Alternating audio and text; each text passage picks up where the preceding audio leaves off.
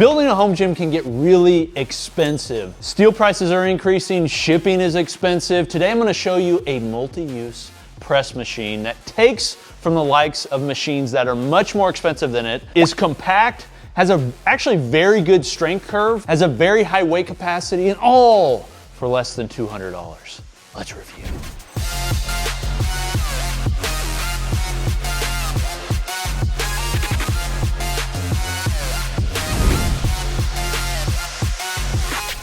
Hey guys, this is Coop from Garage Gym Reviews. Today I'm reviewing the GMWD chest press machine. If this is your first time here, I'd like to ask you to subscribe, but if it's your second or third or 500th time here, because we have like 600 freaking reviews that we've done, welcome back. But the reason that we're doing this review is because we did an all Amazon home gym, and by far the biggest request was, Coop, can you do a full review on that machine that was in that gym? That is this machine. If you like cheaper gym reviews, what I'd say to you is please hit that like button, because that let us know that you like this sort of content and we'll produce more. So if you want to see more of these type of reviews that are cheaper, hit the like button on the ones that we do, like this one. This is really designed as a multi-use chest press. You can do some rows with it. I actually have a movement I'm going to show you later on that you can do with it that they haven't talked about that I actually really like.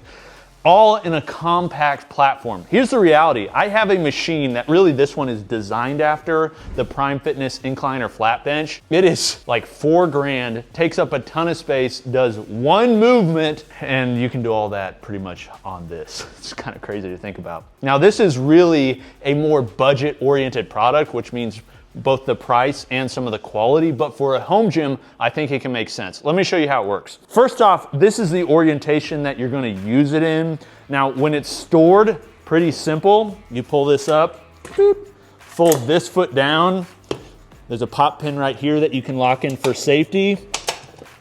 And then it's basically able to be stored away if you're not using it. Now the actual dimensions, right now in the compact platform, it's about 35 inches deep and just a little bit over 30 inches wide. When it's in use, you fold this down, it's about 65 inches. Honestly, kind of the footprint and what it's gonna take up is gonna be similar to, say, an air bike or something like that. It's not taking up a crazy amount of space. It's not taking up quite as much as, say, a full-on power rack with a bar on there, but for what it can do, it's honestly pretty compact. Now, there's really 3 to 4 main movements that it can do. First off is a flat chest press. So that's what you see right here. The next one is pulling this pin out, folding this down, and suddenly you can do incline. And then another one that you can do is decline sit-ups. They have these rollers back here. And then lastly, one that they say you can do is shoulder press. I'll talk about that more in a moment. I'll also go through and tell you what I think about all of the movements, how they feel, and which ones I think are best. And then there's one other movement I'll show you here in a little bit. The weight capacity of this has a total of 1,050 pounds. Now that is total for the entire machine, and they kind of distribute that in unique ways. The reality is the ones that you really need to remember, basically these back posts are 200 pounds each. Then you have this bench itself, which is 450 pounds. So if you weigh less than 450 pounds, you're good, I suppose. And then these arms each can hold 200 pounds. 200 pounds on each arm, 400 pounds on this chest press machine is going to be a lot. Like, it's gonna feel a lot. One thing I would say is make sure if you're using a lot of weight, you put a lot of weight on the post because it can tip. You're basically gonna be able to lift any weight that you actually wanna lift during your training. Now, before I get to movements, I'll talk about some of the build quality. First off, they're saying this is using 11 gauge steel, which is similar to what you see like this rack, that lat pull down, basically any rack that's out there. I don't think that's true. Maybe there is some 11 gauge here, but if you look right here, they're using thinner gauge steel in many areas. So my guess is they've got some 11 gauge and then they just don't tell you about the other gauges of steel that are being used. 11 gauge on all this would be very heavy and also much more expensive than the current price. A little deceptive, but just so you know, this isn't totally fully 11 gauge. Also, not that I think it really matters. It's for a home gym, one person use, and it can still hold quite a bit of weight. Okay, one of the pieces you're gonna interact with the most is the bench pad. Now, you gotta understand, for the price, I'm basically judging it based on the price. For the price, the bench pad and the quality is generally okay. It meets the price.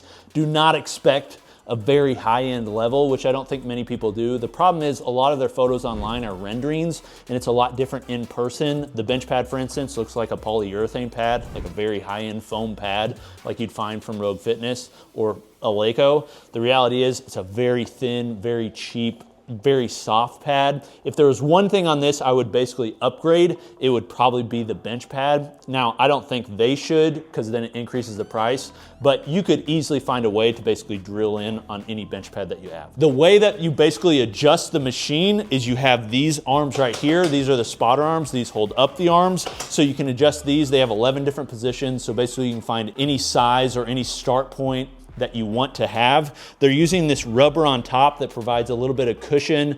This would be better maybe if it was UHMW, but regardless, it protects the paint on the machine and also just provides a little bit of cushion. The handles actually are better than I expected. When I saw this online, I totally expected the soft foam handles. They're actually using a rubber. Yes, like in a perfect world, it would be amazing if these were knurled and stainless, but that would increase the price a tremendous amount. For what it is, I think this is a great option because it gives you good grip. It's a nice diameter. It's also not soaking in your sweat, and they're not gonna be moving around. They're very tight. They don't spin.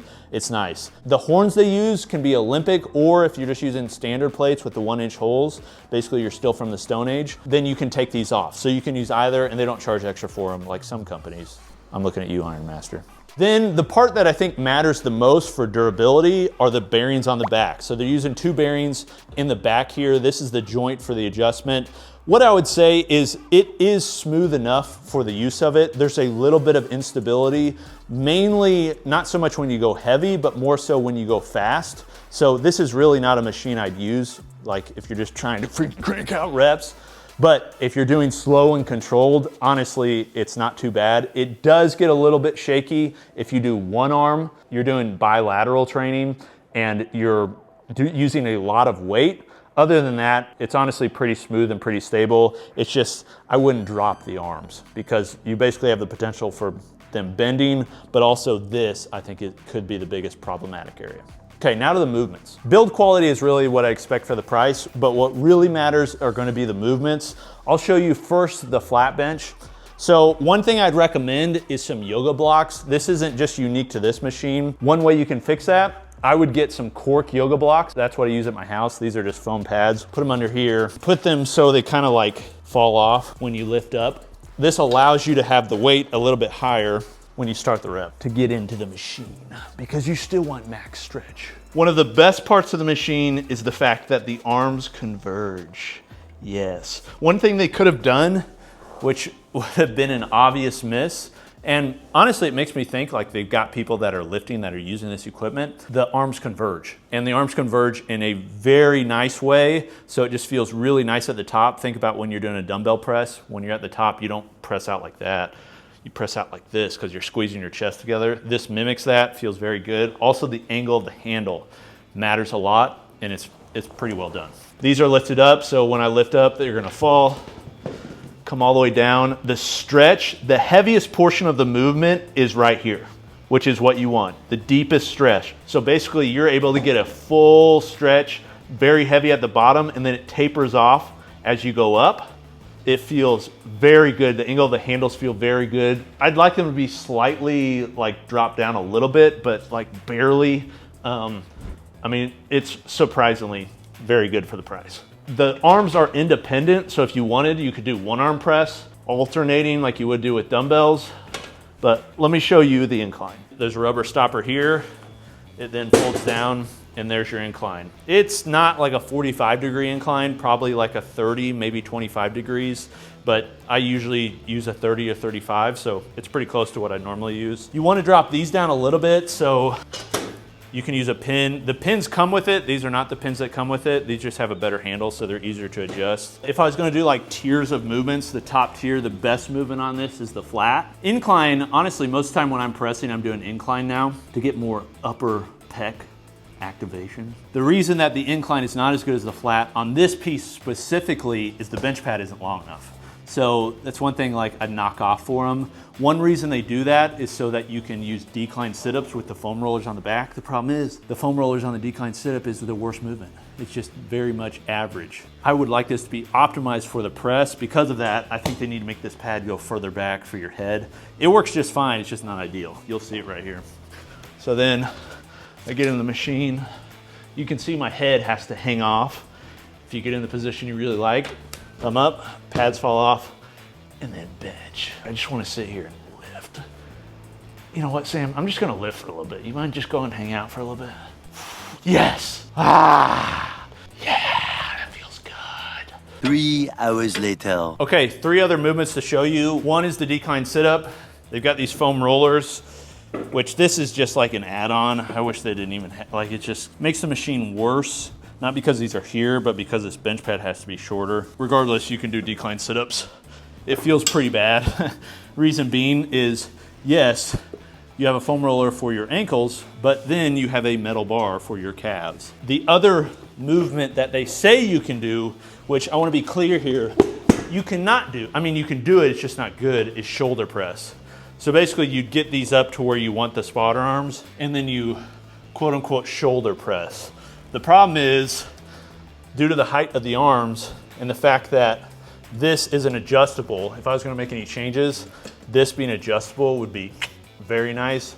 It'd lead to instability, so I don't know if I'd want that, but if this could go up and down, you could change the strength curve and put it up higher, then do movements. They say you can do shoulder press, it's not good. And then lastly, a movement that I like a lot on this, you gotta find a movement that you can really shrug things off. You can face either way. It works very well for that. So you can get it very heavy. Okay, to bring it all home, do I like the machine? Yes, I actually love this machine. For the price and what it can do, it's very good. Companies are coming out with jammer arms.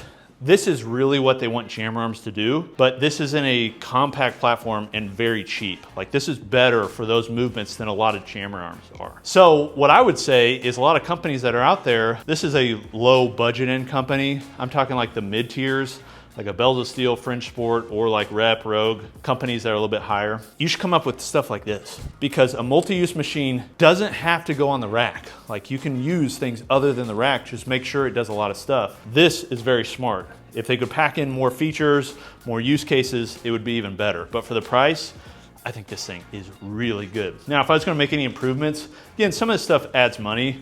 Basically, you could do this on your own though, if you want to DIY a little bit. Better bench pad, that'd be number one.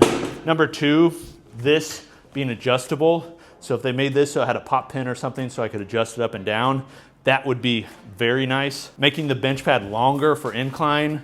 But other than that, those are all easy workarounds. For around 200 bucks, this thing is freaking killer. Are there other cheap products you'd like to see me review? Let me know in the comments. Also, again, if you like this sort of content, make sure you give us a like, because that lets me know that we should keep doing this. It's been Coop from Garage Gym Reviews.